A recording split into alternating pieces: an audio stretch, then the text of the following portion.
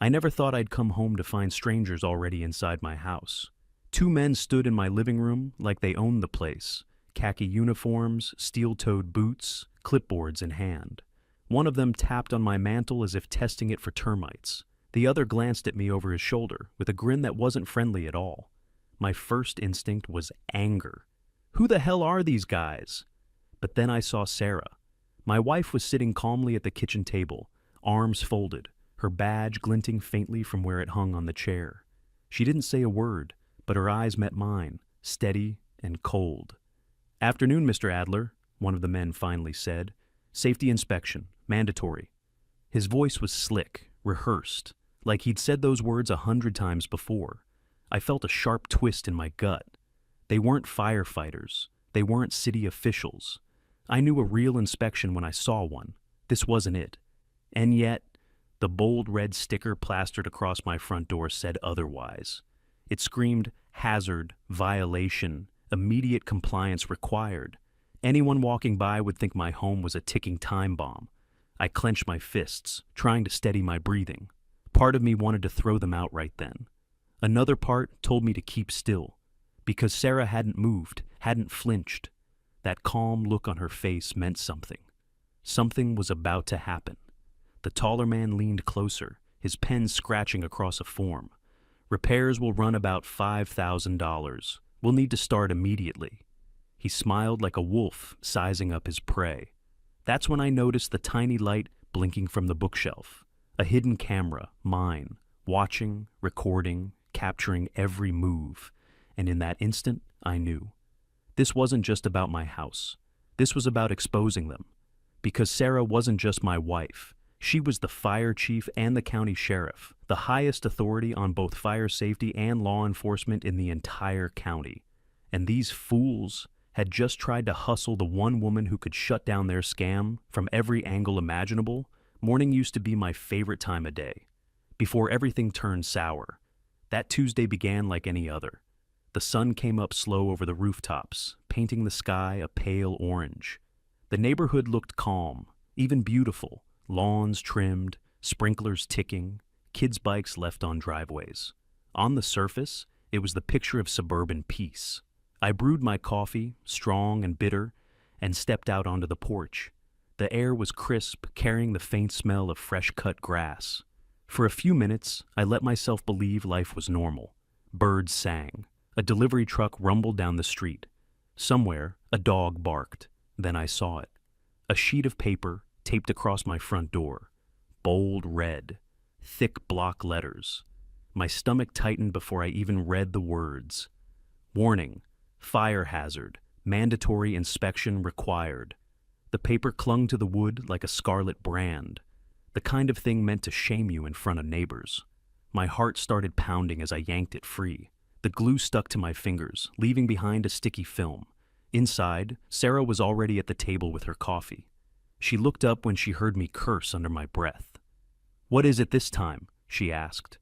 I slapped the paper down in front of her. She read it once, then again. Her eyebrows knit together. "They can't do this," she said quietly. Not without notice, not without cause. But I could see something flicker in her eyes. Concern, maybe even anger. I walked through the house, checking every wall, every smoke detector, every outlet. Nothing was wrong. The place was solid, safer than half the homes in this subdivision. Yet, when I glanced outside, I realized we weren't the only ones. Up and down the block, I saw them. Identical red sheets slapped across doors like scarlet flags. Every house branded the same way. I marched over to Tom Miller's place across the street. He was already peeling the notice off his own door, muttering curses. "Can you believe this crap?" he growled when he saw me. "They're saying our wiring is faulty. Bulletin I replaced mine last year." I held up my notice. Same story here. That's when we both saw her, Linda Cross, HOA president, striding down the sidewalk in her tailored blazer like a queen surveying her kingdom. Clipboard in hand, lips pressed into a thin smile. She stopped at each house, nodding as if she were inspecting her subjects. And every door she passed bore the same red paper. She saw us staring and waved cheerfully, her voice carrying across the street. "Just a routine safety measure, gentlemen. Nothing to worry about. as long as everyone cooperates. My blood boiled. Cooperates. That word. Like we were school children, and she was the headmistress. Back inside, Sarah met me at the door. She'd been watching too. "They're setting something up," she said. "No kidding," I muttered. "The question is, what?" She looked at me for a long moment, then set her coffee cup down with a sharp click. "Mark, be careful. This feels wrong, wrong in a way that's bigger than just rules." I nodded, clutching the paper so hard it crumpled in my fist. And in that moment, the quiet dawn felt like a lie. The birds still sang, the sun still shone, but the neighborhood wasn't safe anymore, not even close. I'd heard plenty about Linda Cross long before I ever stood face to face with her. In our neighborhood, people didn't just know her name, they whispered it, like kids swapping ghost stories. She'd been HOA president for almost a decade, re-elected every year without challenge. Some said it was because she kept things in order. Others muttered it was because no one dared run against her. From a distance, Linda looked polished. Expensive blazer, pearls, perfectly styled hair that never seemed to move, even in the wind. She was the kind of woman who made you think she had everything under control. And maybe she did, if by control you meant everyone else's life. That morning, after the red notices went up, she finally came to my door. I was still fuming, holding the crumpled paper in my hand when the knock came. Sharp. 3 times, precise as a metronome. When I opened the door, there she was, clipboard pressed against her chest like a shield. "Mr. Adler," she said, her tone smooth, rehearsed.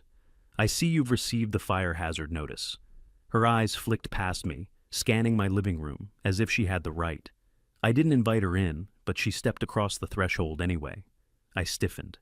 "You mind telling me what this is about?" I held up the paper.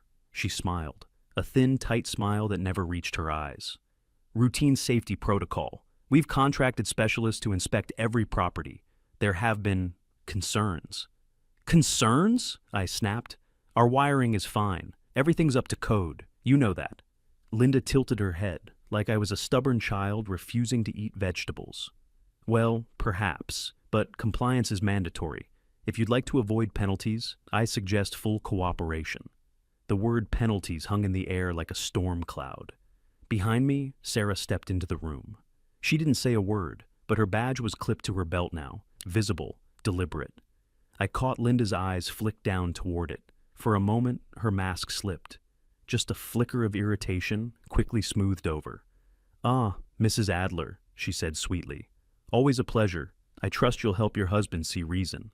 Sarah didn't flinch, didn't blink, just stared back with that calm, steady look that always unsettled people who thought they had power. Linda turned back to me, lowering her voice. "It would be unfortunate," she murmured, "if non-compliance were to escalate." There it was, the threat behind the smile. I clenched my jaw. Every instinct told me to throw her out, but I forced myself to stand still, to listen. Because something in Sarah's gaze said, "Wait, watch, let her talk." Linda finally clicked her pen, scribbled something on her clipboard, and pivoted toward the door. "Inspections begin tomorrow," she said lightly. "I'll expect full access." With that, she walked away, heels clicking on the pavement like gunshots.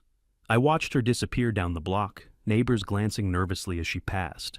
Some offered tight smiles, others looked away. No one dared confront her. In that moment, I understood. Linda Cross wasn't just running an HOA. She was running a kingdom. And in her kingdom, fear was the law. By the next morning, the neighborhood felt different. It wasn't just the red papers anymore. It was the silence. The kind of silence you notice only after it replaces something else. The chatter of kids at bus stops, the casual greetings across driveways. People weren't looking at each other. They were looking at their doors, their notices, their wallets. I stood on my porch, coffee cooling in my hands, and watched as 2 men in khaki uniforms went house to house. Not city inspectors, not fire marshals, just contractors, brought in by Linda. They carried tool belts and clipboards, moving with an authority they hadn't earned. At each house, they knocked, stepped inside, and re-emerged with papers signed. And at each house, the homeowner's face looked a little more defeated. When they reached the Millers, Tom stood firm at first. I heard his voice carry across the street, angry, booming, the kind of voice that usually got him his way. But within 15 minutes, his tone dropped. Then I saw him sign the paper. His wife, Jenny, stood behind him, clutching their baby like a shield. He caught my eye as the contractors left. His face was pale, his jaw tight. "They said we'd be fined $500 a day if we didn't comply," he muttered. I swore under my breath. $500 a day. That was extortion, plain and simple. By noon, the contractors had visited a dozen homes. Trucks lined the streets, equipment unloaded, as if a full-scale construction project had begun overnight. The noise of drills and hammers shattered the usual suburban calm. Inside, Sarah paced the living room. "They're moving fast," she said. "Too fast for this to be legal." I nodded. "She's trying to overwhelm us, scare us into paying before anyone questions it." Sarah leaned against the counter, arms crossed. "That's her mistake." But I wasn't so sure, because when I stepped outside again, I saw something that chilled me more than the red notices. A line of neighbors stood near the cul-de-sac, quietly waiting to speak to Linda herself. She sat behind a folding table, like some bureaucrat doling out permits. Clipboard, forms, even a little cash box. People were handing over checks on the spot. And Linda? She smiled at each one, that same thin smile I'd seen the day before. "Thank you for your cooperation," she said, voice honey-sweet. "We'll have everything resolved soon." It looked less like a safety program and more like tribute to a queen. I walked over, my fists clenched, but Sarah's voice echoed in my head. "Wait. Watch. Let her talk." So, I stood at the edge, silent, while neighbor after neighbor signed away their savings. Some looked ashamed, others looked relieved, like paying bought them safety. When it was over, Linda stood, surveying her little kingdom. Her gaze swept across the crowd until it landed on me. She didn't smile this time. She didn't need to. Her eyes said it all. "You're next." That night, the neighborhood felt like a different place. Trucks idled late into the evening. Work lights glared against houses, shadows stretching across lawns. Somewhere down the block, a baby cried. I sat at my kitchen table, the red notice still lying crumpled in front of me, and tried to steady my breathing. "This isn't just about money," Sarah said quietly. I looked up at her. "Then what?" Her jaw tightened. "Control. She's testing how far she can push." I leaned back in my chair, exhaustion pressing down on me. "And if no one pushes back?" Sarah met my eyes, steady and unflinching. "Then she wins." The weight of those words settled heavy in the room. Outside, drills whined, lights blazed, and Linda's empire grew stronger with every check signed. And all I could think was, tomorrow they'd be back at my door. The next morning, I expected another knock at the door, sharp, rehearsed, 3 times. But when it came, it was louder, impatient. And this time, Linda wasn't alone. She brought 2 of her khaki-clad contractors, clipboards tucked under their arms, tool belts clinking like weapons. "Mr. Adler," Linda said smoothly when I opened the door, "we're here for your inspection." I didn't move. "You mean your shakedown?" Her lips curved into that thin smile. "Call it what you like. The process is mandatory, unless, of course, you'd prefer the fine." She tapped her clipboard. I felt the muscles in my jaw tighten. Behind me, Sarah's voice carried across the room. "Actually," she said evenly, "before you step inside, I'll need to see your permits." Linda turned, surprised. Her eyes landed on Sarah. This time the badge clipped to her belt was unmistakable, glinting in the morning light. For the first time since I'd met her, Linda hesitated, just for a heartbeat. "Permits?" she repeated, her tone sharper now. "Yes," Sarah said, calm and firm. She stepped closer, every movement measured, controlled. "If this inspection is sanctioned by the county, there should be paperwork, authorization forms, license numbers for your contractors. Let's see them." The contractors shifted uneasily.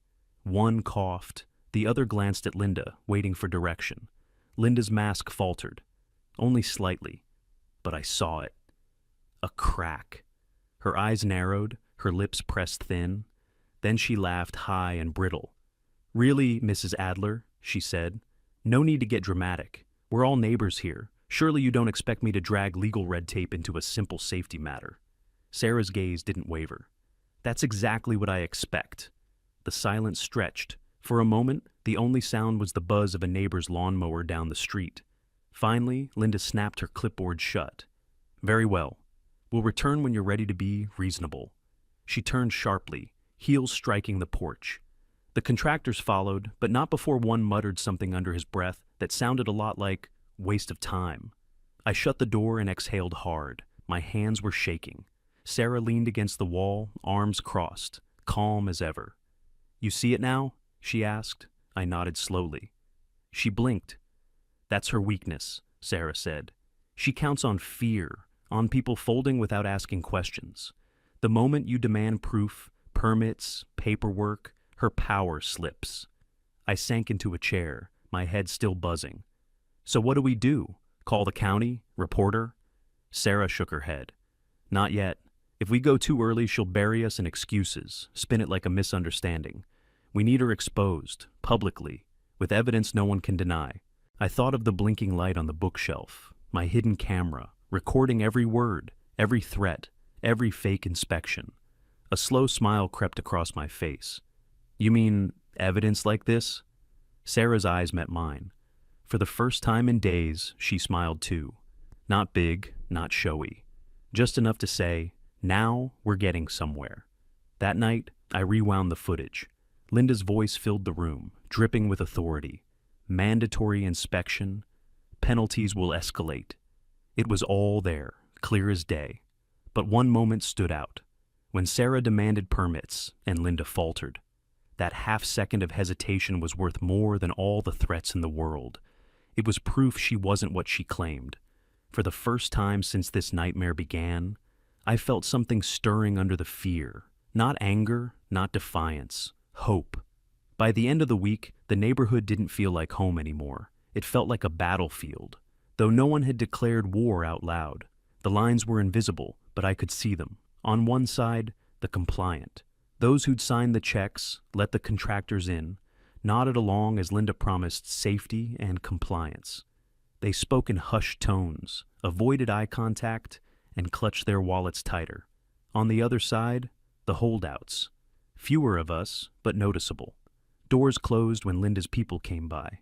Notices torn down. Rumors whispered on porches when the sun went down.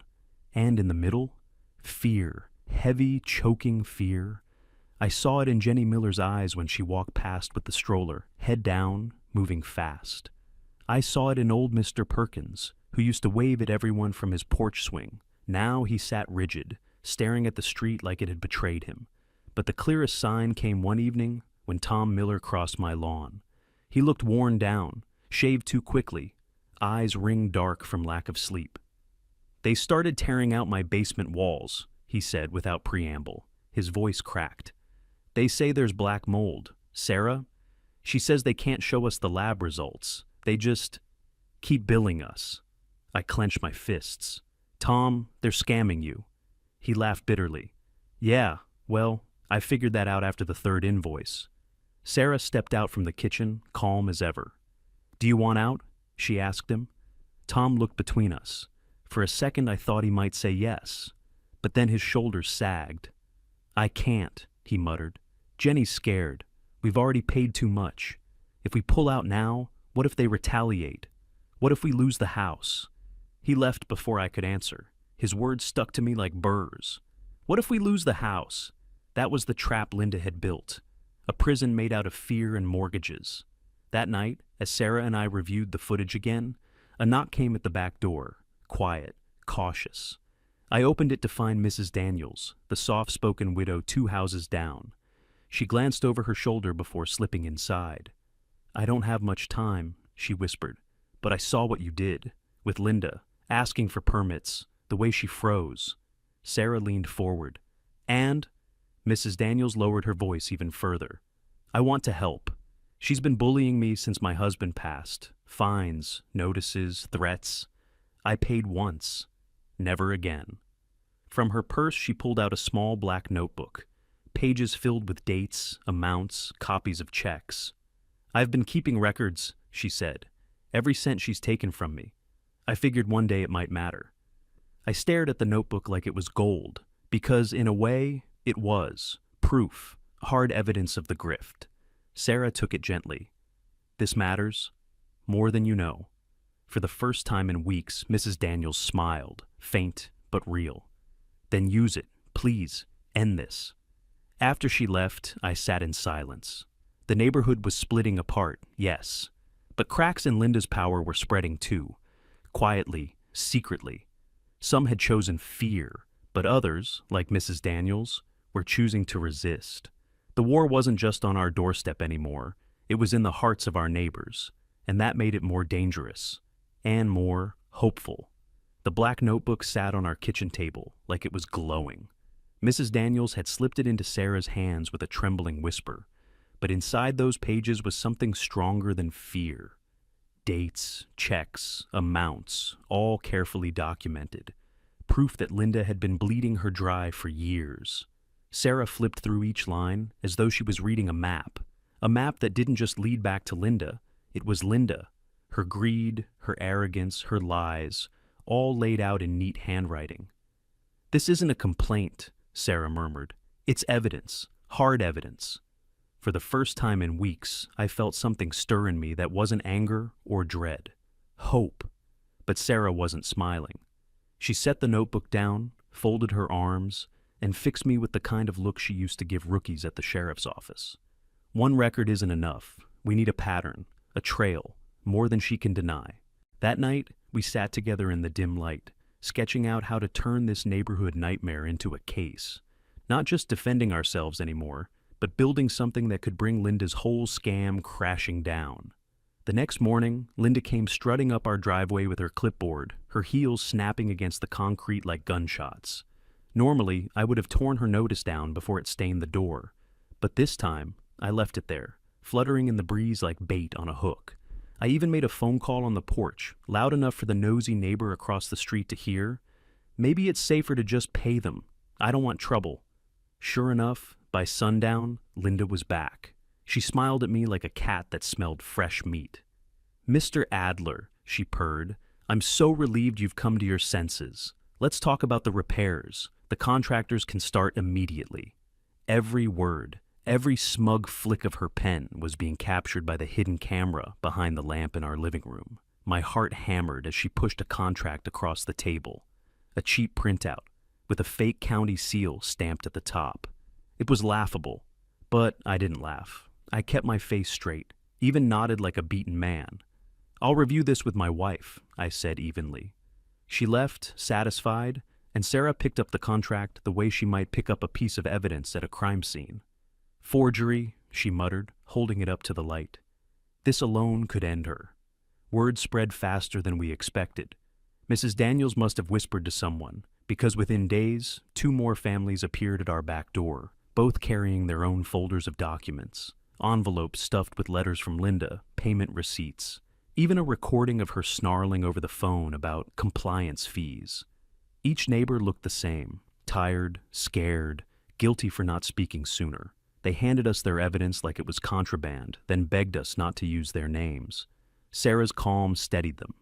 "You've already helped more than you realize," she said softly. "This isn't just about you, it's about all of us." Some refused, retreating back into their fear, but enough of them came forward to paint a picture. Linda had been running the same playbook for years. Threats, phony fines, illegal liens. Always just enough pressure to make people pay. Always hiding behind that false authority. Our dining room turned into something out of a detective's office. Papers spread across the table, folders marked with dates, a calendar pinned to the wall with Linda's visits circled in red ink, and in the middle of it all, Sarah, calm, focused, fierce. "This isn't just about catching her in the act," she told me one night as we double-checked the batteries on the cameras. "It's about breaking the fear. Once people see she can bleed, the whole house of cards comes down." I stared at the evidence laid out before us, at the blinking red light of the little camera on the counter, and I realized something. For weeks we'd been waiting, reacting, hiding. Now we weren't hiding anymore. We were hunting. That night, as we locked up the files, Sarah rested her hand on my shoulder. Her eyes, calm but unyielding, met mine. "You realize," she said quietly, "once this trap is sprung, there's no going back." I held her gaze, feeling the steady beat of adrenaline in my chest. "Good," I told her. I don't want to go back. The night before it all went down, I barely slept. Not because I was afraid. That stage had passed. This was different. The restless anticipation before a storm breaks, when the air feels charged and the trees stand unnaturally still. Sarah, calm as always, reviewed the files one last time while I paced the living room, listening to the faint hum of the hidden cameras. "This is it," I muttered. She didn't look up. "It has to be perfect." Linda arrived the next morning right on schedule. She was never late, never sloppy. That's what made her dangerous. Her car pulled into the driveway, polished to a shine, and she stepped out like she owned the block. Clipboard in hand, sunglasses perched on her nose, that familiar smirk etched across her face. I opened the door before she could knock. "Morning, Linda," I said, letting just enough resignation seep into my tone. "Come on in." She strutted inside, heels clicking against the hardwood, eyes scanning the room like a predator assessing territory. "Glad you've come around," she said sweetly. "Let's finalize the details today. I can have my contractors here within the hour. We'll need access to your basement, your garage, and—" Her voice trailed as she pulled out another stack of papers, crisp and freshly printed. "Oh, and there's a new compliance fee. Nothing major, just a formality." The hidden camera above the mantel blinked red. Every word, every false promise, every forged signature line, it was all being recorded. I took the papers, flipped through them slowly, letting her see my hands tremble. "This is a lot of money," I said softly. "Are you sure it's necessary?" Her smile sharpened. "If you want to keep your home, yes. It's necessary." Right there, I felt the heat rise in my chest, but I bit it back. This wasn't the time to explode. This was the time to let her hang herself. Just then, a knock echoed from the back door. Linda frowned, annoyed. "Expecting company?" she asked. I shrugged. "Maybe the Millers. They're worried too." Her smirk returned. "Good. I'll handle them after you." Sarah opened the door. Not the Millers, Mrs. Daniels. Behind her, another neighbor, clutching a folder. And behind him, a third, carrying a small voice recorder. Linda froze. Her confidence wavered, just for a flicker, before she masked it with a laugh. "Oh, how lovely, a gathering. But you all know this isn't how it works. These matters are handled privately, one household at a time." Mrs. Daniels' voice shook, but her words were clear.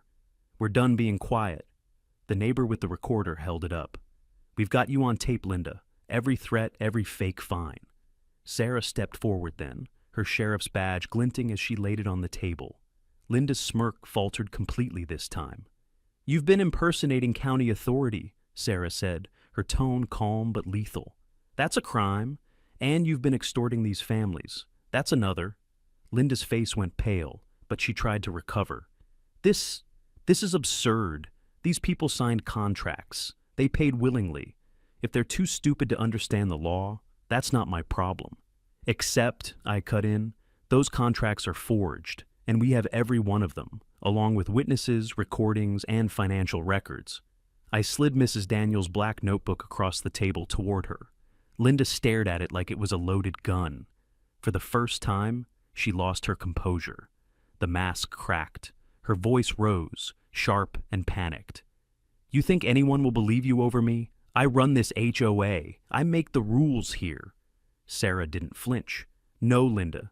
You've been hiding behind rules, but rules don't make you untouchable. Laws do. And the law is standing right here." That was when Linda lunged, not physically, but verbally, spewing insults, threats, spittle flying. She pointed at each neighbor in turn, her voice shrill. "I'll ruin you, every last one of you. You'll regret crossing me." The camera captured it all. And in that moment, something shifted in the room. Fear didn't belong to the neighbors anymore. It belonged to her. She stormed out, slamming the door so hard the windows rattled. For a long moment, silence hung heavy over the room. No one breathed. Then Mrs. Daniels let out a shaky laugh. "Did that just happen?"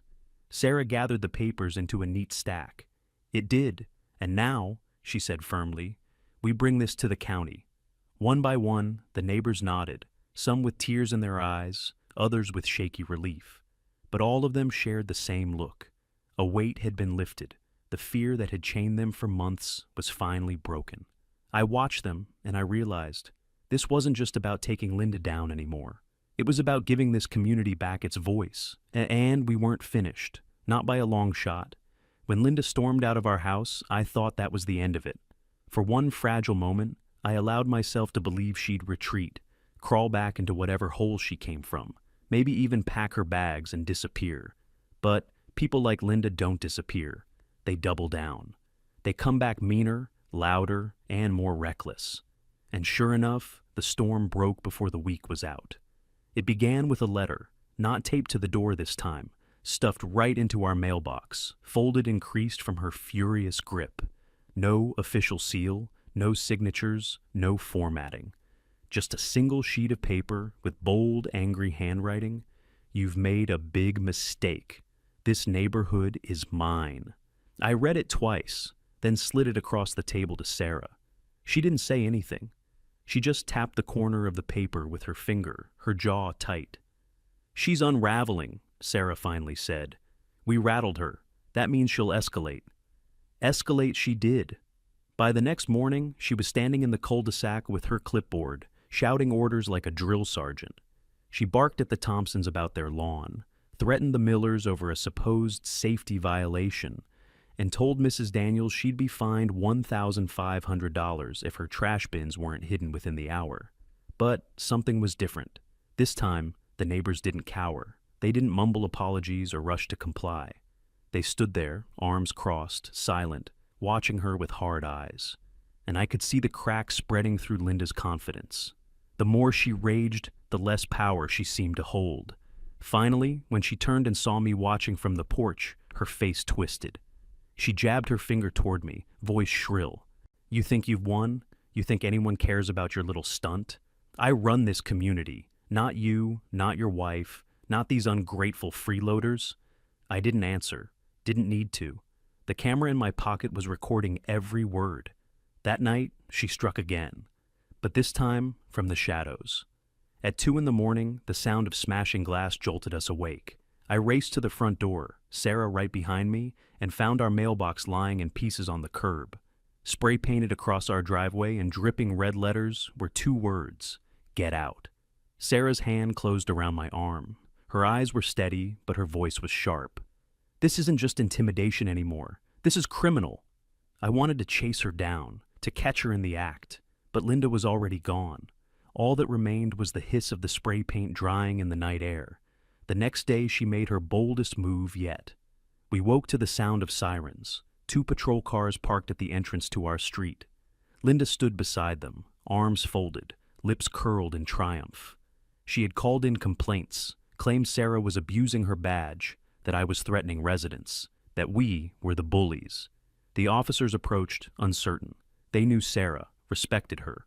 But procedure was procedure. They asked questions, took statements, even glanced uneasily at the vandalism on our driveway. Linda, meanwhile, put on the performance of a lifetime. She clutched her pearls, faked tears, insisted she was being harassed by a rogue sheriff and her husband. "You don't understand," she wailed. "They're turning the whole neighborhood against me. I'm afraid for my safety."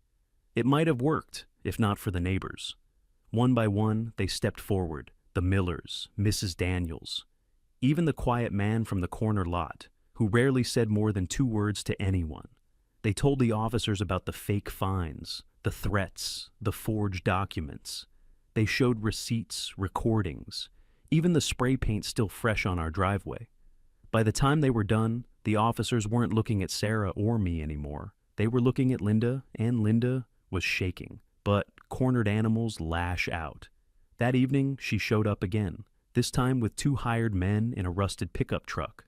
Contractors, she claimed. She stood on the sidewalk shouting that repairs would begin immediately, that refusal was a violation of HOA law, that anyone who interfered would be sued into bankruptcy.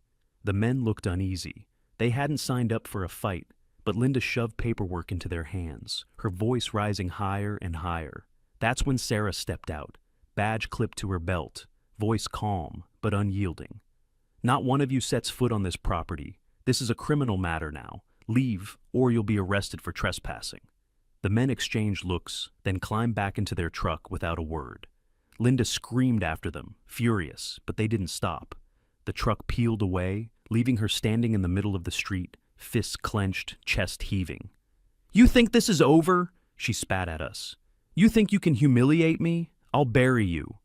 Her voice cracked. For the first time, it wasn't the voice of a woman in control. It was the voice of someone who knew she was losing. That night, Sarah and I sat in the kitchen, the notebook and recordings spread across the table.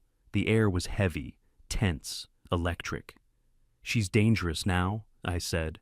"We've taken her power, and she's desperate to get it back. That's when people do stupid things." Sarah nodded. "Which means we're close. She's cornered.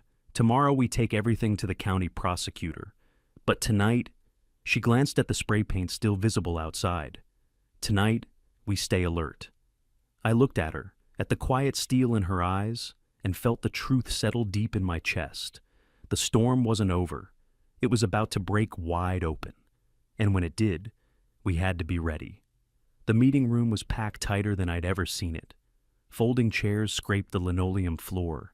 Neighbors pressed shoulder to shoulder, the air thick with unease. At the front sat Linda, perched like a queen on her throne, clipboard clutched in her manicured hands. Her lips curved into a self-satisfied smirk. She thought tonight would be another coronation. But not tonight. I sat near the back, Sarah at my side. The little black notebook rested in her lap, along with our stack of files. Our cameras were rolling. Every second counted. Linda stood, clearing her throat with theatrical grace. "Good evening, everyone. As your acting president, I'm proud to announce our initiative to ensure compliance with community standards. A few properties, unfortunately, have failed inspection. I'll be outlining mandatory repairs and associated fees." Her words oozed through the room like oil. She pointed her pen at me. "Mr. Adler, for example, owes a significant sum for landscaping violations. If unpaid, the association may be forced to place a lien against his property." Gasps rippled. Some neighbors shrank back. Others stared at me with pity. Linda basked in it. That was when Sarah rose. Calm, steady, her sheriff's badge glinting faintly beneath her blazer. "Actually," she said, her voice clear and sharp, "we need to pause here, because what Mrs. Hensley has been doing is not enforcement. It's extortion." The room stilled. Linda laughed, brittle and forced. "Excuse me? That's slander." Sarah opened the black notebook and held it up. "This isn't slander. It's documentation. Payments made directly to you. With no HOA records, no receipts, no board approval. That's fraud." The room buzzed. Neighbors craned their necks. Linda's face drained of color. "That's ridiculous," she snapped. "Anyone could write that down." "Then maybe this will be harder to dismiss," Sarah cut in. She slid copies of contracts across the front table. Fake seals, false signatures. "You forged county documents. You threatened homeowners with liens you had no legal authority to file." I stood, my voice steady despite the hammering in my chest. "And we caught you on tape. Here." I pulled out the small projector we'd borrowed. On the wall behind Linda, her own voice filled the room. "Pay me directly and we can avoid penalties." Her eyes widened. She lunged for the projector, but Sarah stepped between them, calm as stone. Neighbors erupted. Some shouted, some cursed. A few, the ones who'd been bled for years, shouted with relief. Mrs. Daniels wept quietly in the corner. Linda stammered, searching for control. This is a witch hunt. None of this proves anything." That was when the door opened. The county fire marshal stepped inside, 2 deputies at his side. His uniform carried the weight of authority Linda could only pretend at. He held a folder. "Actually," he said, voice booming, "it proves enough." He held up a report. "Anonymous complaints led us to investigate. We found numerous fire code violations at your rental properties, false filings, and misappropriation of HOA funds." The deputies moved forward. Linda's mask cracked. "You can't arrest me! I am the HOA!" Sarah's voice cut through the chaos like a blade. "No, Linda, you were a bully with a clipboard. That ends tonight." The deputies cuffed her, the metallic click echoing like a gavel striking. Linda shrieked, tried to twist free, but it was useless. The room thundered with voices, cheers, tears, even laughter. Years of fear broke apart in that single sound. The fire marshal turned to the crowd. "If anyone here has been coerced into payments, come to our office. We'll make sure you're heard." One by one, neighbors nodded, shoulders straightened. For the first time, people weren't looking at the floor. They were looking at each other. As Linda was dragged toward the door, she fixed her eyes on me. Pure hatred burned there, but beneath it was something new. Fear. Sarah squeezed my hand. Her badge caught the light. For weeks she'd hidden it. Now she stood revealed, not just my wife, but the sheriff who'd brought justice home. When the door slammed behind Linda, silence hung for a beat. Then Mrs. Daniels stepped forward, voice trembling. "Thank you," she whispered, "for standing up when the rest of us couldn't." I swallowed hard. "No," I told her. "You gave us the courage. We just lit the match." That night, as we walked back across the quiet street, the air felt different, cleaner. The fear that had choked our neighborhood for so long was gone, replaced by something fragile but real. Hope. Sarah slipped her arm through mine. "You realize," she said softly, "this isn't just about stopping her. It's about reminding people they have power. They just forgot it." I nodded, staring at the house where Linda's notices once clung like scars. She thought the HOA was her kingdom, but it was never hers. It was ours. And for the first time, the street felt like home again. By morning, the street felt new, like someone had cracked a window in a stuffy room. The red notices were gone, ripped down in the night and crumpled into small, angry balls in recycling bins. A few neighbors laughed when they tore theirs off. A few cried. Most of us just stood there a moment longer than necessary. Hands on the doorframe, breathing air that didn't taste like threats. Mr. Ellison, the retired Marine 2 houses down, spotted me at the curb. For years he'd given the same tight nod, the kind men exchange when they don't intend to talk. Today he gave me a real one. "She had us all spooked," he said, gravel in his voice. "Took a pair to stand up like that." Before I could answer, Mrs. Daniels stepped out across the street, robe cinched tight, eyes wet. "I paid her," she said, not to me exactly, but to anyone listening. "For years, hundreds here, thousands there. I thought if I kept paying, she'd leave me alone." Her words rolled down the block and found other doors. Hinges creaked, people emerged, hugging coffee mugs like shields. She told me my son couldn't park his truck in our driveway, said it would lower values. She fined me for holiday lights. She said she'd put a lien on my home if I argued again. No one shouted, no one needed to. The quiet was heavy enough. It held shame and relief and the dull shock of waking from a long, complicated bad dream. By noon, the county had arrived. Clipboards, polo shirts, those little nylon pouches that jangled with pens. They split up in pairs and went door to door, records open, voices gentle. A woman in her 40s with sharp eyes and a soft tone stopped on my steps and shook my hand like we were small-town acquaintances. "We'll unwind the liens," she said. "Any you can prove were fraudulent, we'll move to vacate. We'll help you document it." Then she looked over my shoulder toward the living room, where the cameras had once blinked red. "For what it's worth, this isn't the first time we've seen something like this. People get comfortable in power. Communities get tired. That's when rules stop being rules." Sarah stood behind me, badge visible now. No more hiding it under a cardigan, or turning it inward so it wouldn't glint. Neighbors looked at her with a cocktail of gratitude and discomfort. Some leaned in to thank her, careful with their words, like talking to a doctor after a scary diagnosis. Others kept their distance. They weren't sure what to do with a hero who had also reminded them they'd stayed quiet. That evening, the board called another emergency meeting, this time without Linda, without the pearls, without the gavel, the same folding chairs, the same lemon cleaner smell, but the air had loosened a little. People didn't sit spine straight. They sat like humans. "Who's in charge now?" someone asked. "We still need an HOA," someone else said, already bracing for a fight they didn't want. A man in the back, one of the quiet ones you only know by his dog, stood with both hands in his pockets. "We can't pretend none of us saw it," he said. "We did. We saw it and we chose our lawns over our neighbors, our comfort over conflict. I did. I'm not pointing fingers." He looked down at his shoes. "I'm pointing them at me." Sarah didn't take the bait when eyes drifted her way.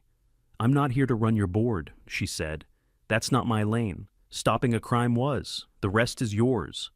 A dozen ideas tumbled out at once. Term limits, public budgets, rotating treasurers, 2 signatures on every check, open meetings, a hotline to the county when something smells wrong. Not perfect, not permanent.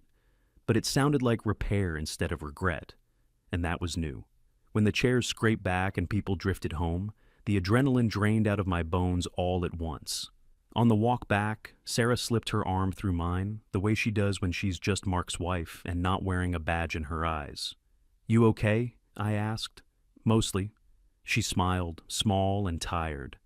I do this for a living, but never with my own porch light in the frame. That part's new. We stopped at our driveway where last week 2 red words had screamed, "Get out." A faint, chalky blush remained in the concrete where the county had power washed it for evidence. I stared at the ghost of it. It sticks, I said.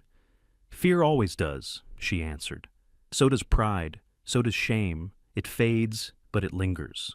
The days that followed were busy in a different way. Not contractors and threats, but documents.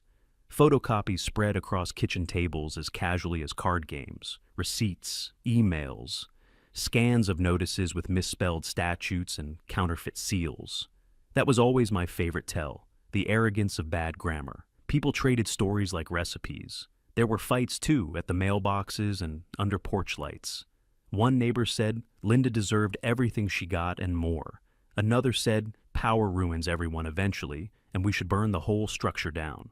That argument worried me more than Linda's shouting ever had, the kind that says no one can be trusted, so why try? Cynicism dresses like wisdom. It's really just a softer kind of surrender. A week later, the fire marshal came by, the same woman who'd stood at the front of the room with a voice you couldn't ignore. She thanked Sarah again.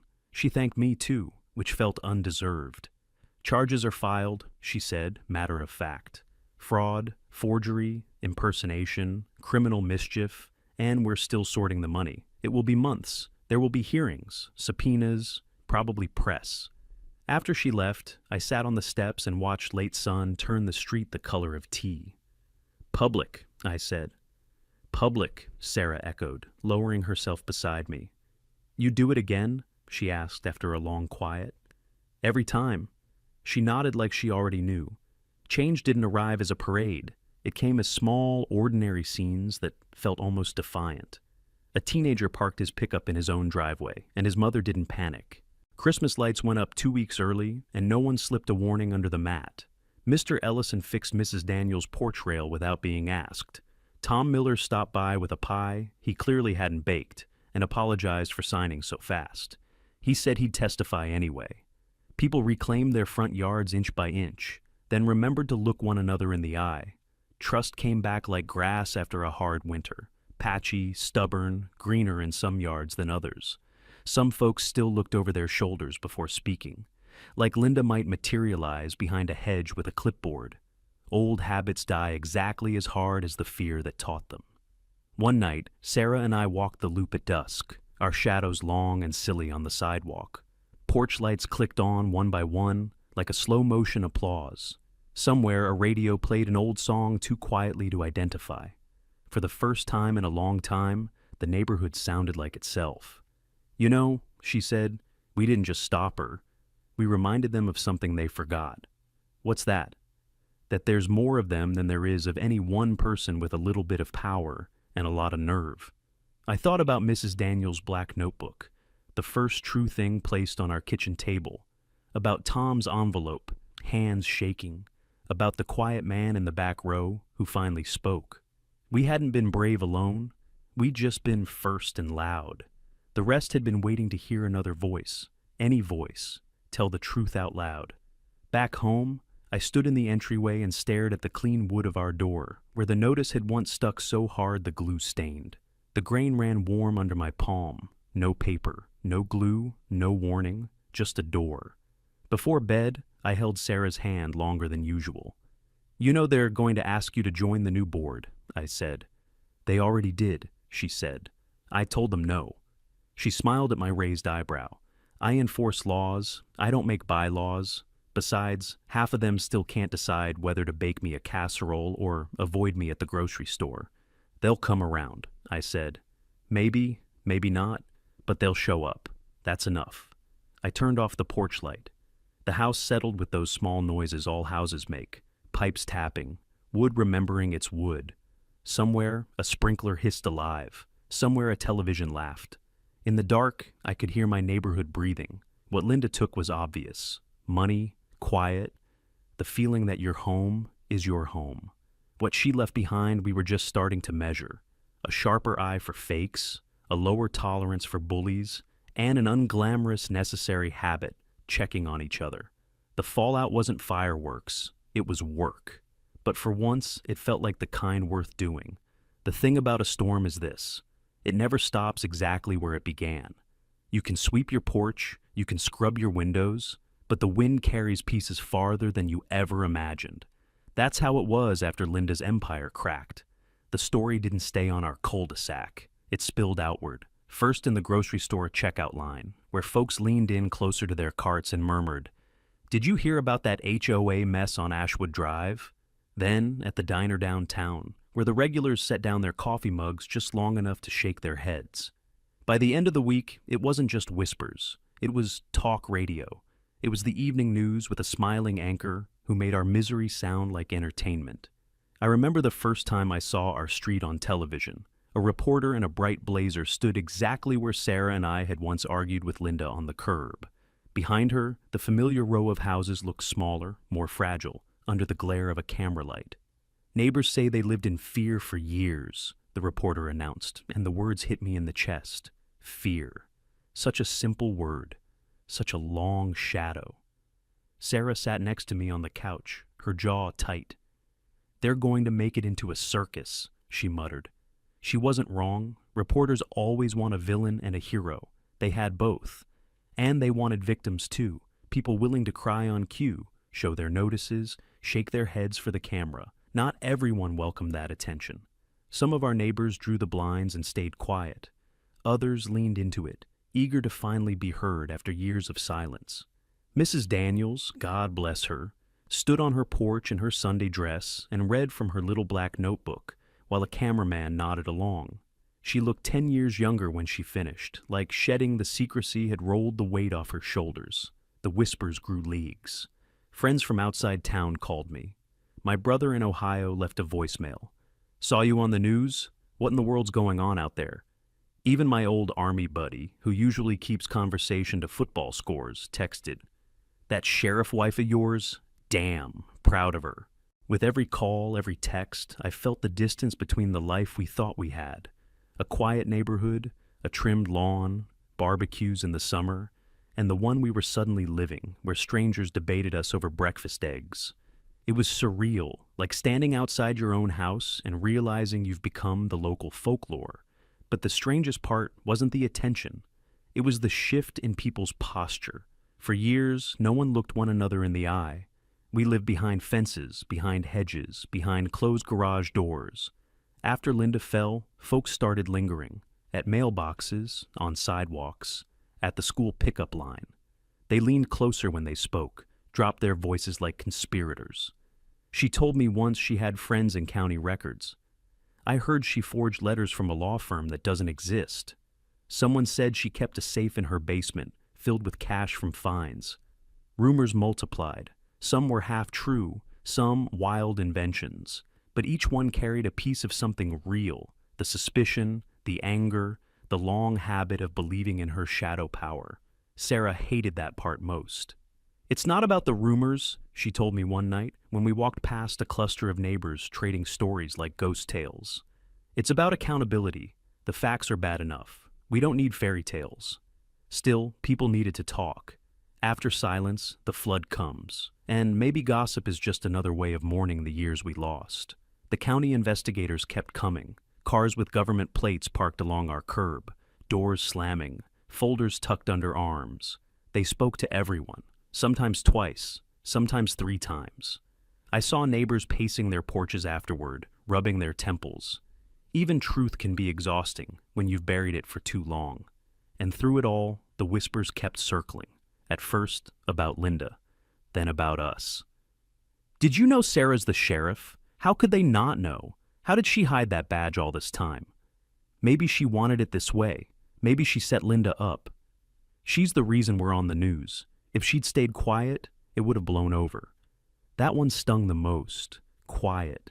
The word Linda loved best. The word that kept us all in line. Now some were using it like a cure we'd foolishly refused. One evening, Tom Miller knocked on our door again.